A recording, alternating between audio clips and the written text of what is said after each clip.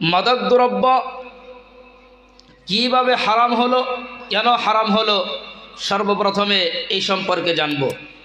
মাদক দ্রব্য মদ আমাদের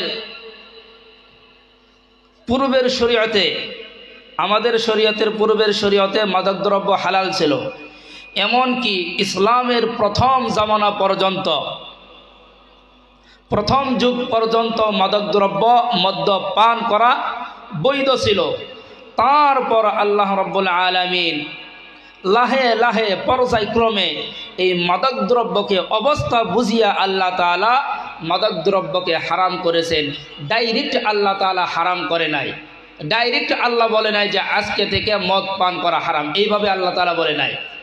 লাহে লাহে আল্লাহ তাআলা হারাম করেছেন। এই ব্যাপারে আল্লাহ তাআলা 3টি পদক্ষেপ গ্রহণ করেছেন। কয়টি? মাদক দ্রব্য হারাম করার ব্যাপারে 3টি পদক্ষেপ গ্রহণ করেছেন। 1 নম্বর পদক্ষেপে আল্লাহ তাআলা শুধু মদের ভালো এবং মন্দর দিকগুলো মানুষের সম্মুখে তুলে ধরে, ভালো দিকের তুলনায়, তার খারাপ দিকের তুলনায়, উপকারিতার তুলনায় মন্দর দিকটা বেশি বলে আল্লাহ তাআলা মানুষের সম্মুখে তুলে ধরেছেন। তার মানে প্রথম পর্যায়ে আল্লাহ তাআলা শুধু এতটুকুন বলেছেন যে মদ্যপান করলে কিছু লাভও হয়, আবার নুকসানও হয়, ক্ষতিও আছে, উপকারও আছে, অপকারও আছে। এই বলে আল্লাহ তাআলা আবার এটাও বলেছেন সাথে সাথে যে উপকারের তুলনায় অপকারটা বেশি।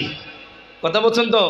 লাভের তুলনায় ক্ষতির দিকটা বেশি। এই বলে আল্লাহ তাআলা মদ্যপান করা না করা বিবেকমান বুদ্ধিমান ব্যক্তির বিবেকের উপরে ছেড়ে দিয়েছেন যে আমি তোমাদের সম্মুখে 2টা দিক তুলে ধরলাম, এখন পান করা না করা এটা তোমাদের ব্যাপার। স্পষ্ট ভাষায় আল্লাহ তাআলা হারাম করে নাই। কথা বুঝাইছে? তাহলে আমার সাথে বলুন, প্রথম পর্যায়ের প্রথম পদক্ষেপ হিসাবে আল্লাহ তাআলা শুধু ভালো এবং মন্দর দিকটা তুলে ধরেছেন, স্পষ্ট ভাষায় হারাম করে নাই। দ্বিতীয় পর্যায়ে আল্লাহ তাআলা শুধু নামাজের সময় মদ্যপানকে হারাম করেছেন, নামাজের বাইরে বৈধ রেখেছেন। নামাজরত অবস্থায় মদ্যপান হারাম করেছেন, নামাজের বাইরে মদ্যপানকে হালাল রেখেছেন। এটা হয়েছে দ্বিতীয় পদক্ষেপ। তৃতীয় পদক্ষেপ হয়েছে যে আল্লাহ তাআলা চিরদিনের জন্য সম্পূর্ণরূপে মদ্যপানকে হারাম করে দিয়েছে। তাহলে কয়টি পদক্ষেপ হলো? 3টি। আর এই 3টি পদক্ষেপ গ্রহণ করার পিছনে এক একটি করে ঘটনাকে কেন্দ্র করে এই 3টি পদক্ষেপকে গ্রহণ করা হয়েছে। এই 3টি পদক্ষেপ গ্রহণ করার পিছনে এক একটি ঘটনা জড়িত আছে। প্রথম পদক্ষেপ আল্লাহ তাআলা শুধু ভালো এবং মন্দর দিকটা তুলে ধরেছেন। এর পিছনের ঘটনা কি আমার বন্ধুগণ? নবীজি মক্কা থাকাকালীন ইসলামের শুরু জামানায় জাহিলিয়তের আমলে মক্কার মধ্যে অন্যান্য রীতি নীতি প্রথার মতন মদ পান করা, জুয়ার প্রথাও ছিল। এই মদ্যপান করা, মদের প্রথাটা এমন ছিল যে তাদের প্রতিটি মজলিসে, প্রতিটি মাহফিলে তারা মদ্যপান করতেন। মদ ছাড়া তাদের কোনো মজলিস হতো না। যেমন আমাদের অভ্যাস যে খাওয়া দাওয়া করার পর আমরা পানের ব্যবস্থা করি না? নাই? আমাদের একটা অভ্যাস, দাওয়াত খাওয়ার পর বা মাংস দিয়ে ভাত খাওয়ার পর আমরা কি করি? পান খাই। বা অনেকের অভ্যাস যে চা খাওয়ার অভ্যাস। তেমনি আরবের লোকেদের এইটা অভ্যাস ছিল যে তারা খাওয়া দাওয়ার পর মদ্যপান করতেন। এটা তাদের অভ্যাস ছিল। অন্যান্য রীতিনীতির মতন মদ্যপানের রীতিনীতিও আরবের মধ্যে প্রচলিত ছিল। এবার নবীজি যখন মক্কা থেকে হিজরত করে মদিনাতে আসলেন, নবীজি মদিনাতে আইসাও দেখে যে মদিনাবাসীদের মধ্যেও মদ্যপান এবং জুয়ার প্রথা আছে। মদিনার লোকেরা এবং মক্কার লোকেরা মদের শুধু বাহ্যিক উপকারিতার দিকে তারা লক্ষ্য করত।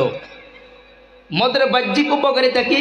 যে মদ পান করলে সাময়িক সময়ের জন্য, সাময়িকভাবে শরীরের মধ্যে একটুখানি শক্তি বৃদ্ধি পায় এবং আনন্দ লাগে। এই সাময়িক উপকারিতার প্রতি লক্ষ্য করে তারা এই মদ্যপানের মধ্যে মত্ত থাকতো, লিপ্ত থাকতো। কিন্তু এর আভ্যন্তরীণ, এর অন্তর্নিহিত ভিতরে যে কত অকল্যাণ, ক্ষতি লুকিয়ে রয়েছে, এই বিষয়ে তারা কখনো চিন্তা ভাবনা করতো না, এ ব্যাপারে তাদের কোনো ধারণাও ছিল না। কিন্তু আল্লাহ রাব্বুল আলামিনের একটি নীতি নিয়ম হচ্ছে, উসুল হচ্ছে যে আল্লাহ তাআলা প্রতিটি অঞ্চলে প্রতিটি জাতির মধ্যে কিছু বিবেকমান বুদ্ধিমান ব্যক্তি আল্লাহ তাআলা পয়দা করেন। আছে না এমনি? একটা গ্রামের মধ্যে সবাই বুর্বক হয় না, সবাই মূর্খ হয় না, কিছু শিক্ষিত এবং বিবেকমান ব্যক্তিও থাকে না নাই? তারা বিবেকমান ব্যক্তিরা নিজের অভ্যাসকে প্রাধান্য দেয় না। তাদের কোনো অভ্যাস যদি বিবেক বুদ্ধির বিপরীত হয় তাহলে তারা সেই অভ্যাসকে ছেড়ে দেন, সেই অভ্যাসের ধারে কাছেও যান না। সাহাবাদের মধ্যে এমন কিছু বিবেকমান বুদ্ধিমান আকলমান সাহাবা ছিলেন যারা তাদের অভ্যাসকে বিবেক বুদ্ধির ঊর্ধ্বে স্থান দিতেন না। তাদের কোনো অভ্যাস বিবেক বা বুদ্ধির যুক্তির পরিপন্থী হলে সেই অভ্যাসকে তারা ত্যাগ করে দিতেন। সুতরাং মদিনায় আসার পর কয়েকজন বিবেকমান বুদ্ধিমান সাহাবারা মদের আভ্যন্তরীণ তার ভিতরের মদের মধ্যে যে কি ক্ষতি আছে এই ক্ষতির ব্যাপারে তারা অনুভব করতে লাগলেন যে মদের মধ্যে যদিও সামান্য কিছু উপকারিতা আছে, কিন্তু এই সামান্য উপকারিতার তুলনায় মদের মধ্যে ক্ষতির দিকটা বেশি, তারা অনুভব করতে লাগলেন। সুতরাং এই পরিপ্রেক্ষিতে হযরতে উমর ফারুক, মুআজ ইবনে জাবাল, মদিনার কিছু আনসারী সাহাবী বিশ্বনবী জনাবে মুহাম্মদুর রাসূলুল্লাহ সাল্লাল্লাহু আলাইহি ওয়াসাল্লামের দরবারে এসে নবীজিকে বললেন, ইয়া রাসূলুল্লাহ, মদ এবং জুয়া তো মানুষের বিবেক বুদ্ধিকে শেষ করে দেয়, মানুষের ধন সম্পদকে ধ্বংস করে দেয়। ইয়া রাসূলুল্লাহ, এ ব্যাপারে আপনার মতামত কি? আপনি কি নির্দেশ দেন যে মানুষেরা মদ পান করবে, জুয়া মানুষেরা খেলবে, নাকি এগুলো ত্যাগ করে দিবে? তখন আল্লাহর নবী কোনো কিছুই বললেন না, খামোশ রইল। আল্লাহ রাব্বুল আলামিন মদের ব্যাপারে প্রথম পদক্ষেপ হিসাবে আল্লাহ তাআলা একটি আয়াত আল্লাহ তাআলা অবতীর্ণ করে দিলেন। আল্লাহ পাক বললেন, يسألونك عن الخمر والميسر قل فيهما إثم كبير ومنافع للناس। আমার বন্ধুগণ, আল্লাহ রাব্বুল আলামিন মদের ব্যাপারে প্রথম পদক্ষেপ গ্রহণ করে আল্লাহ রাব্বুল আলামিন আয়াত অবতীর্ণ করে দিলেন। আল্লাহ রাব্বুল আলামিন নবীজিকে সম্বোধন করে বললেন, হে নবী মুহাম্মদ, হে নবী মুহাম্মদ, আপনার সাহাবারা কি আপনাকে মদের ব্যাপারে, জুয়ার ব্যাপারে জিজ্ঞাসা করতেছে? মদ এবং জুয়ার হুকুম তারা জানতে চাইতেছে। হে নবী মুহাম্মদ, কুল, আপনি তাদেরকে বলে দেন, হে নবী মুহাম্মদ, আপনি তাদেরকে বলে দেন, ফিহিমা ইসমুন কাবীর, এই দুইটি বস্তুর মধ্যে, মদের মধ্যে জুয়ার মধ্যে বড় বড় গুনাহ হয়। وإثمهما أكبر من نفعهما ومنافع للناس, এবং মানুষের জন্য কিছু উপকারও আছে। নবী মুহাম্মদ আপনি বলে দেন, মদের মধ্যে ক্ষতিও আছে, উপকারও আছে। وإثمهما أكبر من نفعهما, কিন্তু মদ এবং জুয়ার ক্ষতির তুলনায়, তার লাভের তুলনায় ক্ষতির দিকটা বেশি, তার গুনাহের দিকটা বেশি, তার গুনাহটা বড়। আমার বন্ধুগণ, এইভাবে আল্লাহ রাব্বুল আলামিন এই আয়াতের মধ্যে মদের ব্যাপারে আল্লাহ রাব্বুল আলামিন প্রথম পদক্ষেপ গ্রহণ করলেন। এই আয়াতের মধ্যে শুধু মদের ভালো এবং মন্দর দিকটা আল্লাহ তাআলা তুলে ধরেছেন। ভালো এবং মন্দর দিকটা তুলে ধরে আল্লাহ তাআলা সাথে সাথে এই কথাও বলে দিয়েছেন, ভালোর তুলনায়, উপকারের তুলনায় তার খারাপের দিকটা বেশি। আল্লাহ রাব্বুল আলামিন এই প্রথম পদক্ষেপে মানুষকে ভালো এবং মন্দর দিকটা তুলে ধরে আল্লাহ রাব্বুল আলামিন মদ্যপান ত্যাগ করার জন্য, জুয়া খেলা ত্যাগ করার জন্য মানুষকে আল্লাহ রাব্বুল আলামিন এক প্রকারের পরামর্শ দিয়েছেন। সুতরাং বন্ধুগণ আমার, আল্লাহ রাব্বুল আলামিনের এই পরামর্শ গ্রহণ করে অনেক সাহাবা এই আয়াত অবতীর্ণ হওয়ার পর চিরদিনের জন্য সম্পূর্ণ রূপে মদকে বর্জন করলেন, জুয়াকে তারা বর্জন করলেন। আমার বন্ধুগণ, এরপর কিছুদিন পর আরেকটি ঘটনা সংঘটিত হয়ে গেল। আল্লাহ রাব্বুল আলামিন ওই ঘটনাকে কেন্দ্র করে আল্লাহ তাআলা মদের ব্যাপারে দ্বিতীয় পদক্ষেপ গ্রহণ করলেন। ঘটনাটা কি? একদিন হযরতে আব্দুর রহমান ইবনে আউফ রাদিয়াল্লাহু তাআলা আনহু নবীজির কয়েকজন সাহাবীকে, তার কয়েকজন বন্ধুকে তার বাড়িতে নিমন্ত্রণ করলেন। আমার বন্ধুগণ, তার বাড়িতে নিমন্ত্রণ করার পর আরবের প্রথা অনুযায়ী খাবারের পর মদ্যপানের ব্যবস্থা করলেন। সাহাবারা তার বাড়িতে আসলেন, দাওয়াত খাইলেন, মদ্যপান করলেন। সমস্ত সাহাবারা দাওয়াত খাওয়ার পর মদ্যপানের মধ্যে ব্যস্ত হয়ে গেলেন।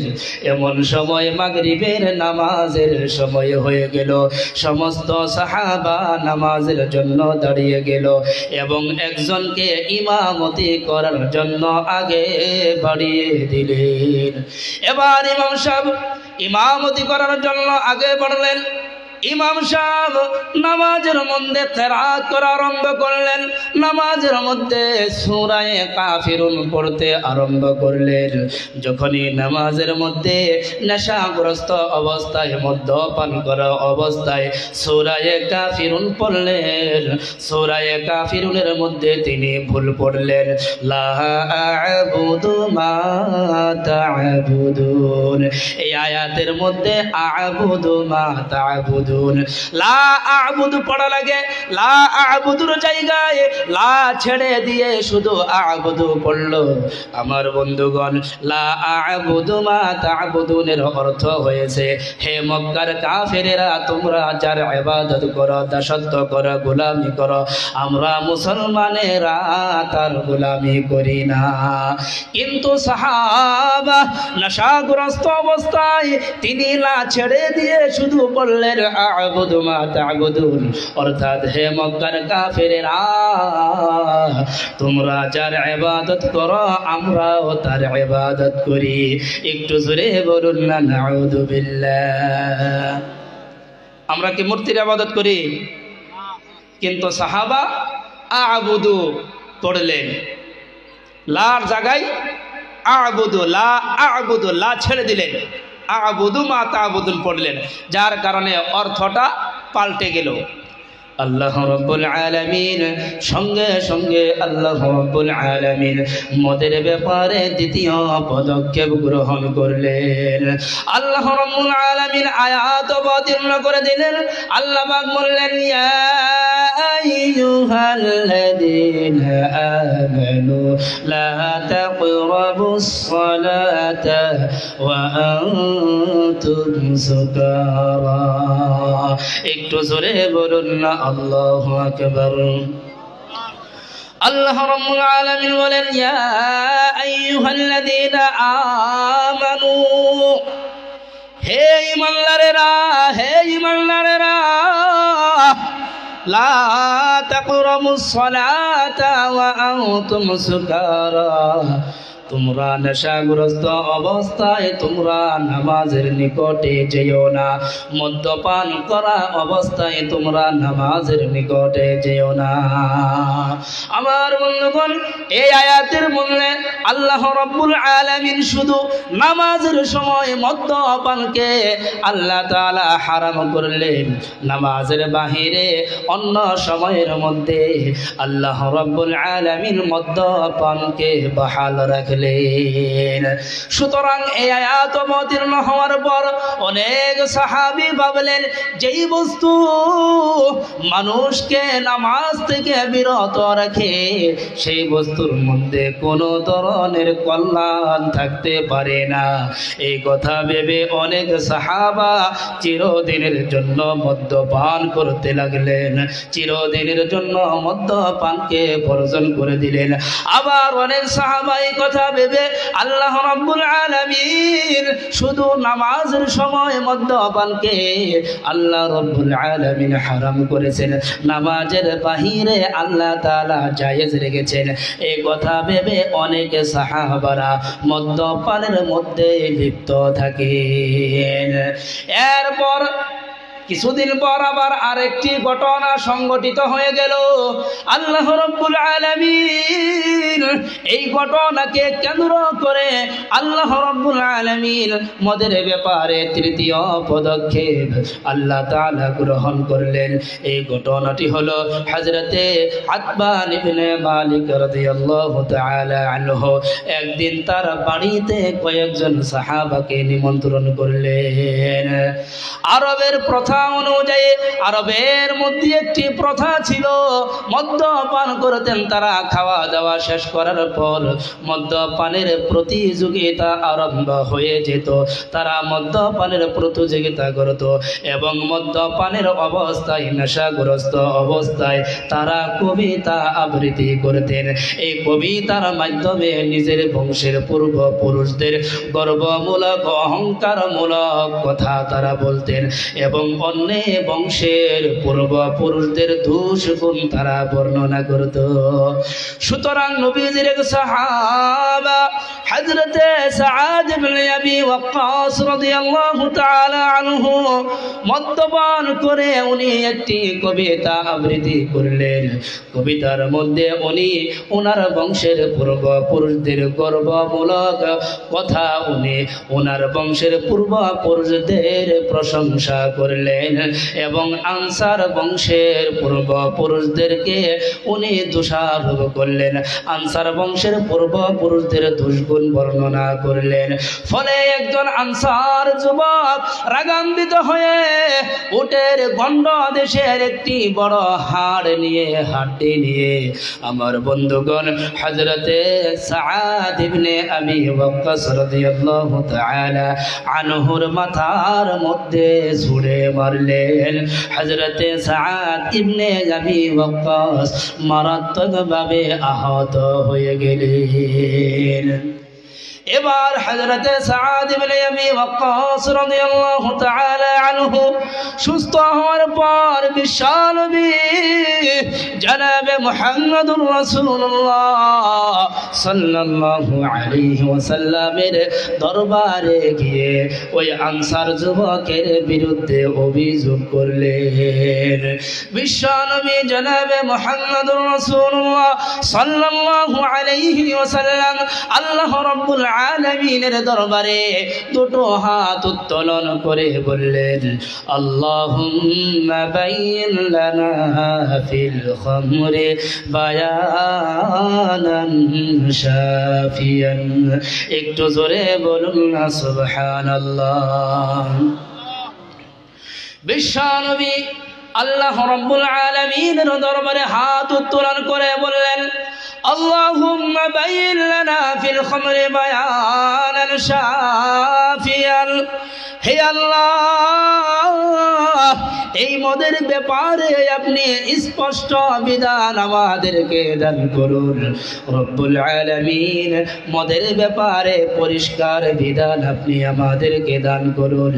আমার বন্ধুগণ, নবীজির এই দোয়া করার পর আল্লাহ রব্বুল আলামিন মদের ব্যাপারে তৃতীয় পদক্ষেপ গ্রহণ করে মদকে চিরদিনের জন্য আল্লাহ রব্বুল আলামিন হারাম করে দিলেন।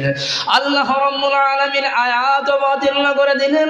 আল্লাহ পাক বললেন, ইয়া আইয়ুহাল্লাযীনা আমানু ইন্নামাল খামরু ওয়াল মাইসিরু ওয়াল আনসাবু ওয়াল আযলামু রিজসুম মিন আমালিশ শাইতান ফাজতানিবুহু লাআল্লাকুম তুফলিহুন। আল্লাহ রাব্বুল আলামিন বললেন, ইয়া আইয়ুহাল্লাযীনা আমানু, হে ইমানদারেরা, ইন্নামাল খামরু ওয়াল মাইসিরু ওয়াল আনসাব, নিশ্চয় মদ, জুয়া এবং মূর্তি পূজা, ওয়াল আজলামু এবং তীরের মাধ্যমে ভাগ্য নির্ণয় করা অর্থাৎ লটারি খেলা। আল্লাহ তাআলা বললেন এই চারটি বস্তু হয়েছে রিজসুম মিন আমালিশ শাইতান, গন্দেগি অপবিত্র শয়তানের কর্ম। ফাজতানিবুহু, তোমরা এই চারটি বস্তু থেকে বেঁচে থাকো, এই চারটি বস্তুকে তোমরা ত্যাগ করো। লাআল্লাকুম তুফলিহুন, তবেই তোমরা সফল হইবা। আবার মূল্যবান এই আয়াতের মধ্যে আল্লাহ রাব্বুল আলামিন চারটি বস্তুকে আল্লাহ তাআলা হারাম করেছেন। এক নম্বর মদকে আল্লাহ রাব্বুল আলামিন হারাম করেছেন না নাই? বলেন, মদ আছে না নাই? দুই নম্বরে জুয়া আছে না নাই? তিন নম্বরে ওয়াল আনসাব, মূর্তি পূজা। মূর্তি পূজা আমাদের সমাজে আছে না নাই? আছে। যদিও মূর্তি পূজা নাই, কিন্তু পীর পূজা আছে, মাজার পূজা আছে, ব্যক্তি পূজা আছে না নাই? আছে না? পীর পূজা আছে, পীরের দরবারে গিয়ে সিজদা করে। আর যদি বলা হয় কেন পীরকে সিজদা করো, বলে আমরা পীরকে তাজিমি সিজদা করি। বলে তাজিমি সিজদা করা জায়েজ আছে, বলে না নাই? কই হুজুর মারিফতি পেশ আপনারা বুঝবেন না। কি কয়? কই হুজুর মারিফতে বেশ আপনারা বুঝবেন না। মারিফত আবার কি? মারিফত শব্দটা কি বাংলা না আরবি না ইংলিশ? বুঝে না, মনে করে মারিফত না জানি কোনো গোপন একটি বস্তু। কথা বলছেন তো? মনে করে মারিফত না জানি গোপন একটা বস্তু, বলে না নাই? না, মারিফত মানে আল্লাহর পরিচয়। মারিফতে ইলাহি, আল্লাহর পরিচয় পাওয়া। কই হুজুররা খালি শরীয়ত নিয়ে বয়ে থাকে, মারিফতের বিষয়ে হুজুরকে কোনো জ্ঞান নাই। কথা বলছেন তো? মারিফত শব্দের অর্থ কি? পরিচয়। পরিচয় কার পরিচয়? আল্লাহর পরিচয়। আল্লাহর পরিচয় পাইবেন কিভাবে? শরীয়তের মাধ্যমে। শরীয়ত ছাড়া আল্লাহর পরিচয় পাওয়া যায় না। শরীয়ত হয়েছে আল্লাহ পর্যন্ত পৌঁছানোর একটি রাস্তা। কথা বোঝাইছে? এখান থেকে যদি আপনারা কমলপুর যাইতে চান, আমাদের বাড়িতে রাস্তা দিয়ে চলা লাগবে। কথা বলছেন? রাস্তা ছাড়া যাইতে পারবেন না। তেমনিভাবে আল্লাহ তাআলাকে পাইতে হলে, আল্লাহর মারিফত, আল্লাহর পরিচয় হাসিল করতে হলে শরীয়তের রাস্তায় চলতে হবে। শরীয়ত ছাড়া আল্লাহর মারিফত চলা যাবে না। সুতরাং যারা বলে যে মারিফত হুজুররা বোঝে না, আমি বলি তারাই বোঝে না। মারিফত জিজ্ঞাসা করবেন মারিফত শব্দটা কি, কোথায় থেকে মারিফত শব্দটা আসছে? ইংলিশ, আরবি না ফার্সি না উর্দু বলতে পারবে না। কথা বুঝছেন? তো যাই হোক, ওই বিষয়ে আমি যাইব না। 4 নম্বর বলছিলাম ওয়াল আজলামু, তীরের মাধ্যমে ভাগ্য নির্ণয় করা। আরবের মধ্যে একটি সিস্টেম ছিল যে তারা উট জবাই করে, কয়েকজন মিলে একটি উট কিনতো, আর ওই উট জবাই করে, ধরেন 10 জন মিলে উট কিনতো, উট কিনে তারা ওই জবাই করতো, কিন্তু 10 ভাগ করতো না, ভাগ করতো 7টা। কয়টা? 7টা, 8টা বা 9টা। কিছু কিছু ভাগের মধ্যে খালি রাখতো, কিছু ভাগের মধ্যে বেশি দিত, কিছু ভাগের মধ্যে কম দিত। আর তীরের মাধ্যমে তারা তাদের ভাগ্য নির্ণয় করত। এইভাবে তীর মারতো, যেই ইয়ের মধ্যে যাই পড়তো, ভাগের মধ্যে যাই পড়তো, সেই ভাগ তার হইতো। এভাবে অনেক মানুষ বঞ্চিত থাকতো, আবার অনেক মানুষে ভাগ বেশি পাইতো। এইভাবে তারা লটারি খেলতো, ভাগ্য নির্ণয় করত। তো এই আয়াতের দ্বারাই বোঝা যায় যে লটারি খেলা জায়েজ আছে নাকি? জায়েজ আছে? হ্যাঁ, নাই, জায়েজ নাই। ভাগ্য নির্ণয় করা লটারির মাধ্যমে এটা জায়েজ নাই। রিজসুম মিন আমালিশ শাইতান, আল্লাহ রাব্বুল আলামিন বলছেন এগুলো হয়েছে গন্দেগি, অপবিত্র, মদ্যপান করা অপবিত্র বস্তু, জুয়া খেলা অপবিত্র,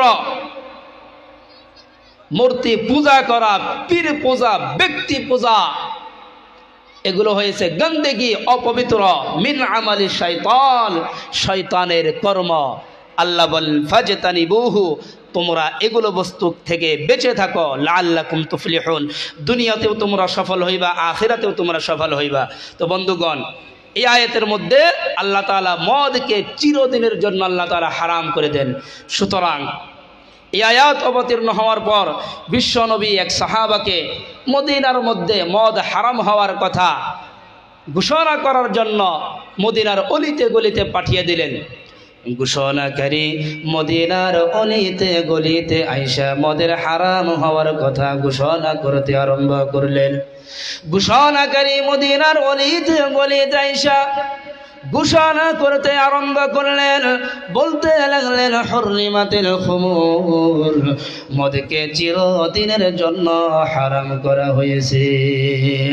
আমার বন্ধুগণ, এই সময়ের মধ্যে ঘোষণাকারী যখন ঘোষণা করলেন হুররিমাতিল খুমুর, মদকে হারাম করা হয়েছে, এই সময় অনেক সাহাবারা মদ্যপানের মধ্যে ব্যস্ত ছিলেন। এই আওয়াজ কানে পৌঁছার সাথে সাথেই তারা মদের মটকাটা সঙ্গে সঙ্গে আর দেরি না করে সঙ্গে সঙ্গে তারা ফেলে দিলেন। হযরত আনাস বিন মালিক রাদিয়াল্লাহু তাআলা আনহু একটি মজলিসের মধ্যে মানুষকে মদ্যপান করানো অবস্থায় ছিলেন। ওই মজলিসের মধ্যে বড় বড় সাহাবারাও ছিলেন। যখন ঘোষণাকারীরা আওয়াজ কানের মধ্যে পৌঁছলো, হুররিমাতিল খুমুর, মদকে হারাম করা হয়েছে, সঙ্গে সঙ্গে ওই মজলিসের সবাই একসাথে বলে উঠল, না না না, এখন আর মদ পান করা যাবে না। আজ থেকে আল্লাহ তাআলা মদকে হারাম করে দিয়েছেন, এখন থেকে আর মদ পান করা যাবে না। তাড়াতাড়ি মদের মটকাগুলো ফেলে দাও, ঘরের ভিতর থেকে মদের মটকাগুলো এনে ভেঙে ফেলো। আমার বন্ধুগণ, কিতাবের মধ্যে আছে ওই দিন সাহাবায়ে কেরাম মদিনার মধ্যে এত পরিমাণের মদকে সাহাবায়ে কেরাম ফেলে দিয়েছিলেন, এত পরিমাণের মদের মটকাগুলো ভেঙেছিলেন, বৃষ্টির পানির মতো মদগুলো প্রবাহিত হয়ে যাচ্ছিল। এবং দীর্ঘদিন পর্যন্ত মদিনার অলিগলির অবস্থা এইরকম ছিল, যখনই মদিনার মধ্যে বৃষ্টি হতো মদের দুর্গন্ধ এবং মদের রঙগুলো মাটির উপরে ভেসে উঠত। নবীজির এক সাহাবা মদের ব্যবসা করতেন, ওই সিরিয়া দেশ থেকে মদের আমদানি করতেন। ঘটনা চক্রে যখন মদ্যপানকে হারাম করা হয়, মদকে যখন হারাম করা হয়, নবীজির ওই সাহাবা মদ আনার উদ্দেশ্যে সিরিয়া দেশে গিয়েছিলেন।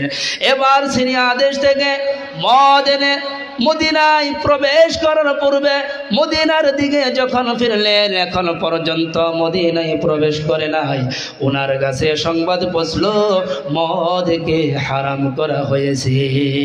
এই সংবাদ শোনার সাথে সাথে নবীজির ওই সাহাবী আর দেরি না করে সমস্ত মদগুলোকে, মদের মটকাগুলোকে একটি পাহাড়ের পিছনে রেখে নবীজির দরবারে গিয়ে হাজির হয়ে নবীজিকে মদ কি করবেন এই ব্যাপারে জিজ্ঞাসা করলেন।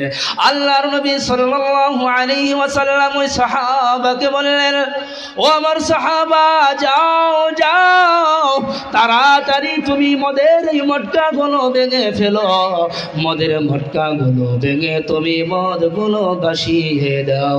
আমার বন্ধুগণ, নবীজির ওই সাহাবী কোনো প্রশ্ন না করে বিনা দ্বিধায় সমস্ত মদের মটকাগুলো ভেঙে সমস্ত মদগুলো ভাসিয়ে দিলেন। একটু জোরে বলুন না আল্লাহু আকবার। এ বন্ধু, তাহলে দেখেন নবীজির আদেশ পালনের প্রতি নবীজির সাহাবাদের কি রকম আগ্রহ ছিলেন রে বন্ধু।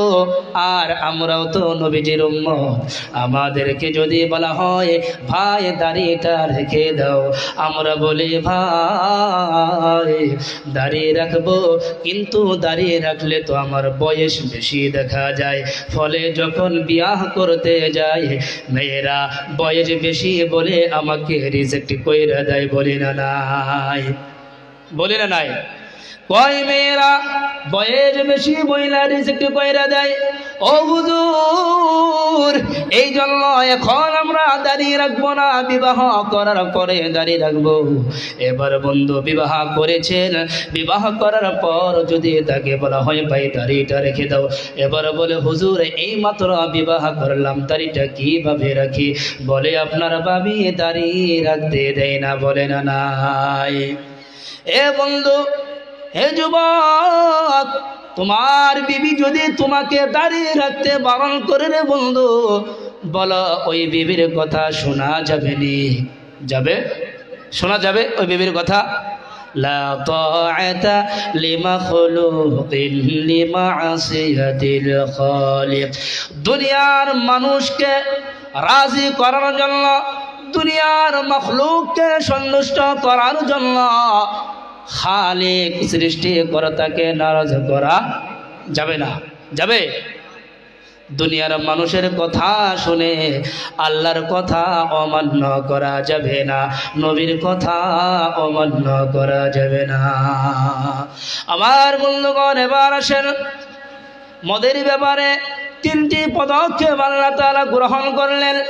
এবার মদের লাভ লোকসান কি কিছু সময় আলোচনা করে পর্দার আলোচনায় আমি চলে যাব। মদের মধ্যে লাভও আছে, লোকসানও আছে না নাই? আল্লাহ পাক বলেন কুল ফীহিমা ইসমুন কাবীরুন ওয়া মানাফিউ লিন-নাস।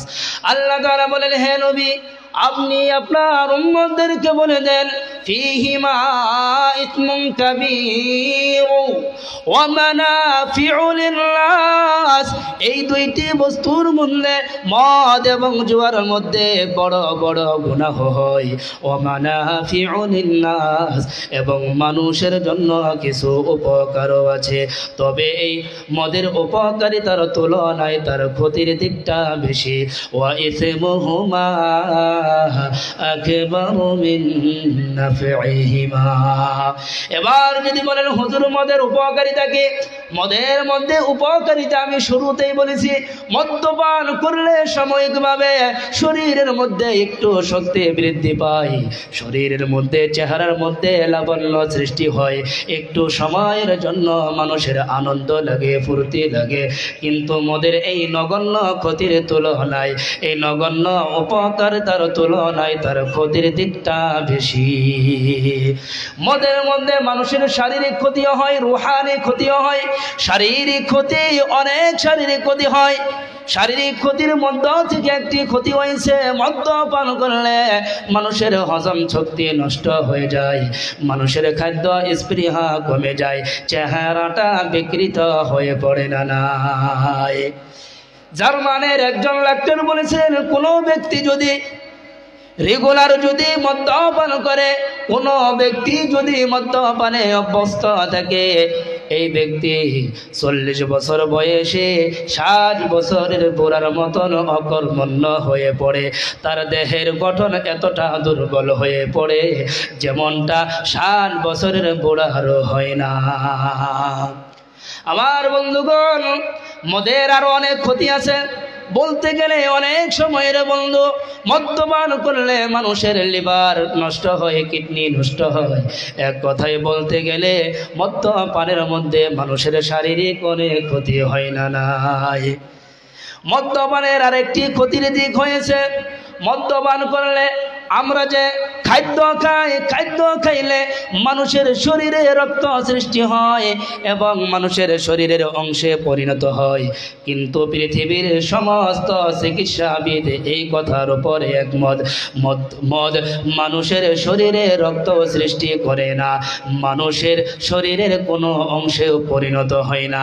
সাময়িক সময়ের জন্য শরীরের মধ্যে একটু উত্তেজনা সৃষ্টি করে, যার কারণে শরীরের মধ্যে শক্তি বৃদ্ধি হয়েছে বলে অনুভব হয়।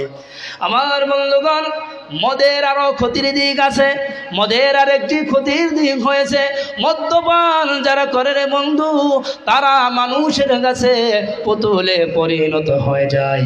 ছোট ছোট বাচ্চারাও তাদেরকে নিয়ে উপহাস করে না নাই?